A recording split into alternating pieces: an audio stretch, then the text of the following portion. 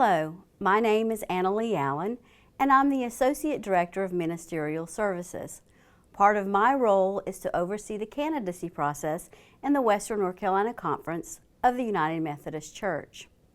In this video, I'm going to outline the candidacy process and how a Staff Parish Relations Committee is expected to be a support for an exploring candidate for ministry in your local congregation. As you prepare to watch this video, you will need a book of discipline handy. There will be several times when I will pause and refer you to particular paragraphs. When someone who has been a member of the United Methodist Church for at least 1 year asks, "Is God calling me to licensed or ordained ministry?" Paragraph 310 in the discipline lays out for them the steps that need to be taken as they heed the call to servant leadership. To begin, they should meet with the pastor of their local church or with their campus minister to express to the clergy person what God's doing in their life. The pastor then refers them to the district superintendent, where they will again share how God is working in their life. The candidacy process really is about sharing our stories and continuing to realize what God is doing in our lives and how God might be calling us to license or ordain ministry.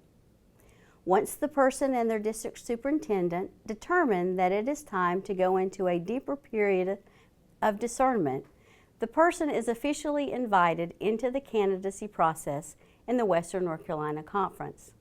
They begin by attending a candidacy retreat where they meet their group mentors and meet others who are also asking, "What is God calling me to do? Who is God calling me to be?" The discipline in paragraph 348.1a requires that candidates are assigned to a mentor until they begin serving as a local pastor or provisional member. The Western North Carolina Conference requires that candidates meet with their assigned group mentor and other members 6 times over a period of 6 months. During this time, they wrestle together with the different call stories that are found in the Bible, with their own call stories, and discuss how they challenge each other and how they complement each other. The candidacy process is a time for the person to figure out what God is calling them to do or to be. Perhaps they discern that God's calling them to be a licensed local pastor. Perhaps God's calling them to be an ordained elder or an ordained deacon in the United Methodist Church. Or maybe God is calling them to be an amazing layperson who helps to affirm the ministry of all Christians. Staff parish committees are charged with the amazing responsibility of helping individuals to live into God's call. Since you're watching this video, there is probably a member in your church participating in the candidacy process. As part of that process, they will come to meet with you. This meeting is just a step on their journey, but it's a time for you to focus on their inward and outward call. God calls folks inwardly in personal ways, and God affirms calls outwardly in ways that people recognize the call in someone's life. So the purpose of your Staff Parish Committee interview is to help hear the person's call into ministry and to engage around Wesley's historic questions. During your conversation, you'll be asked to listen to the person's call story. As you listen, you might want to consider, are they being called to teach, preach, administer the sacraments, and lead the church?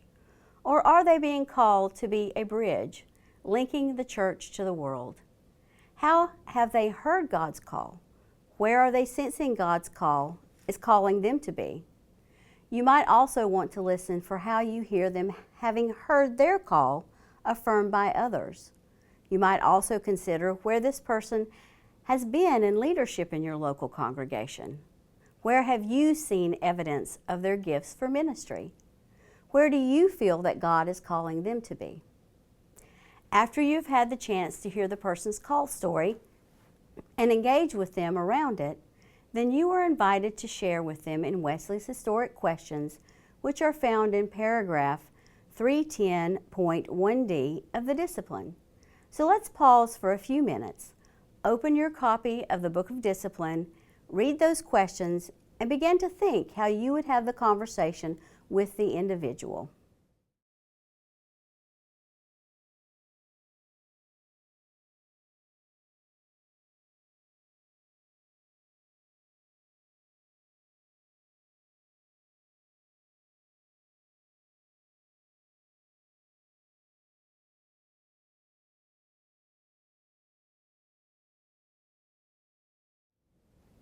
As a part of this time, you can recommend your candidate should meet with the charge conference where their candidacy will be more publicly acknowledged, celebrated, and recommended by your local church. However, if you feel that the person is just not ready to continue in this process, you can offer them suggestions or ways that they can improve, things that they can work on in order that they might be ready to be recommended at a later date. It is our hope that this conversation is just the beginning point for you to have continued conversation with the individual. As a person continues on in candidacy or continues their journey toward licensing or ordination, there are many ways for your congregation, in particularly the staff parish, to support them in this journey. Perhaps you can identify other ways that they might want to be in leadership. Would they like to offer the Sunday morning message? Would they like to lead a Bible study or teach a particular class on a topic of interest? Maybe you want to find ways to offer those opportunities. A staff parish committee continues to nurture and support a person's call for ministry, and there are a number of costs associated with candidacy. I've included those costs for your consideration.